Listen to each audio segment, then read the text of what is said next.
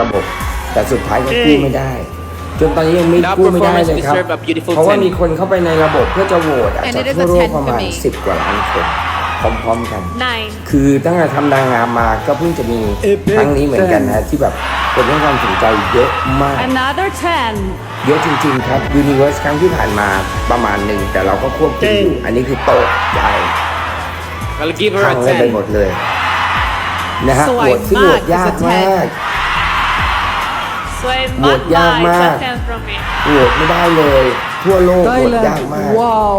ทุกคนรีบไปกดตะกร้าก่อนเลยใครยังไม่ได้โหวตไปกดอันนี้ ก็เลยเอามาเป็น 7.5. การพูด 10. นะฮะเสียดายเปรูเสียดายทุกคน เลิศครับคนมงก็สมมงนะฮะวาเนซ่ายังไม่กลับครับยังไม่กลับ อยู่ต่อยประมาณสักครึ่งค่อนเดือนแล้วก็กลับนะฮะเสียดายทุกคนแหละครับทุกคนไปกด So atin pong pag-uusapan in this video mga kapolitika ang live session ni Nawat dito sa kanyang TikTok account na kung saan ay meron siyang special announcement doon sa maging second edition ng very successful na MJ All Stars 2026. At ang sabi niya kasi doon sa live ay napanood dito ng ating mga kabayan na merong 3 judges dito sa MJ All Stars na hindi na iimbitahan. So in other words ay tatanggalin na sila sa second edition ng MJ All Stars. So in this video is ating pag-uusapan sino-sino kaya yung mga hurado na i-remove na dito sa kanilang panel of judges at hindi na makakadalo doon sa second edition ng MJ All Star dahil sa mga negatibong backlash at negatibong komento at opinion ng mga netizen dito sa mundo ng social media. So kung inyong napanood sa video mga kapolitika is inyo pong napanood yung pag-score ng mga judges dito sa contestant. Very controversial yung kay Thailand, dito kay Gazini Ganados at dito kay Vietnam na kung saan is nagbigay ng mga mababang score sa isa sa mga candidate dito na nabanggit. So mga kapolitika, ang sa tingin ko, sino ba yung sa tingin natin na tatanggalin na sa susunod na edisyon dahil hindi nagustuhan at nagkaroon ng negatibong feedback dito sa mga netizen sa social media. So para sa akin, number 1 itong si Lupita Jones.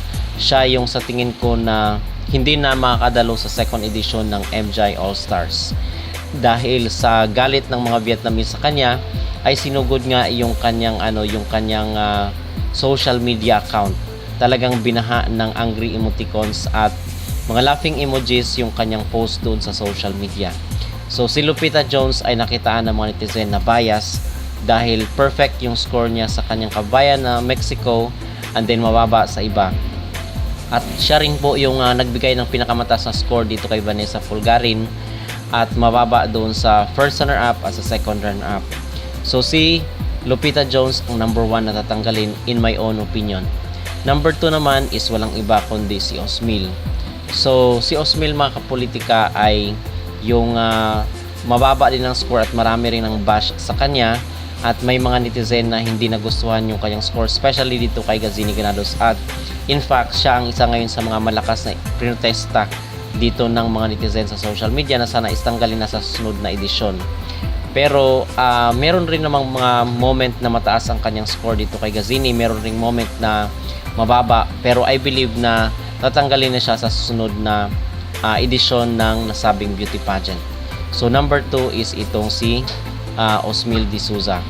At number 3 ko naman ay na kay Umar. Kay Umar or dito kay Natalie Glebova. So siguro marahil isang tatanong kayo, bakit kay si Natalie Glebova yung isa sa mga pwedeng tanggalin dito sa MJ All Star panel of judges? So dahil I believe na maliit yung kanyang score na ibinigay doon kay Thailand.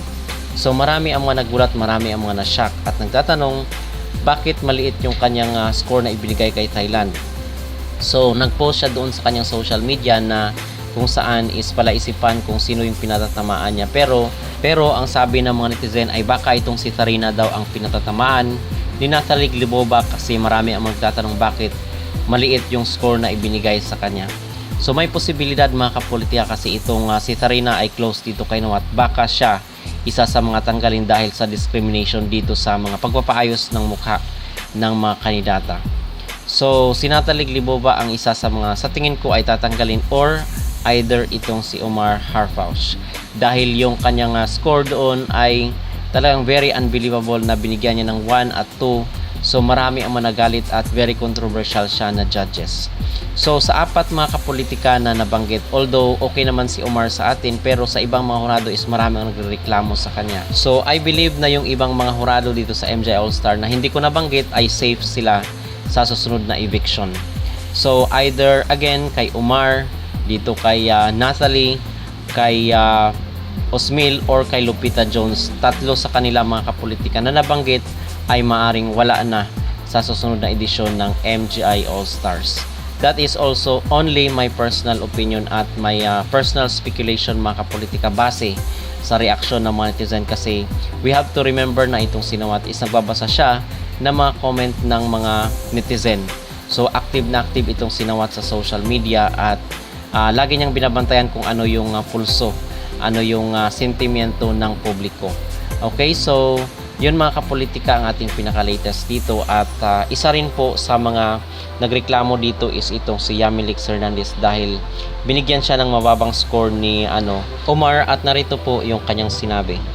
Yamilix Hernandez, Miss Grand All-Stars, Dominican Republic throws at Judge Omar Harfouch. To Mr. Omar Harfouch, your 7 may have prevented me from advancing to the top 5, and that's your right as a judge.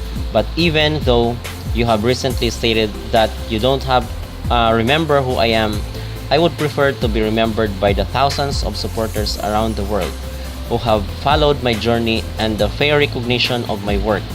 By the rest of the panel standing next to you, I wish you the best. At the end of the day, I received a 7 from a judge, but the support of an international community. Between the two, I know what matters most. And while we're talking about recognition, it's hard to worry about being forgotten by someone whose monthly Spotify listeners are less than the people who supported me during this competition. I guess we all have different audiences. I live this experience proud, grateful, and chin held high. No score can take away the work I've done, the impact I've made, or the love I received. So yun mga kapolitika ang sinabi ni Yamilix Hernandez dito sa kanyang social media account dahil doon sa mababang score na she believes ito yung reason kung bakit siya nalaglag doon sa top 5. Okay, so masasabi rin natin na mainit din yung labanan dito sa MJ All-Star kasi hindi lang po performance yung basis mga kapolitika, kundi yung 30% na botohan ay big factor rin para mag-advance ka sa next round. At so far, yun po ang ating update dito sa mundo ng beauty pageant. So kung kayo po ang tatanungin sino kaya sa tingin nyo ang tatlo di umano na judge na hindi na makaka-attend sa susunod na edisyon ng MGI All-Stars, mag-comment down below at huwag kalimutang mag-like at mag-subscribe na rin kayo para updated kayo sa ating mga latest issue.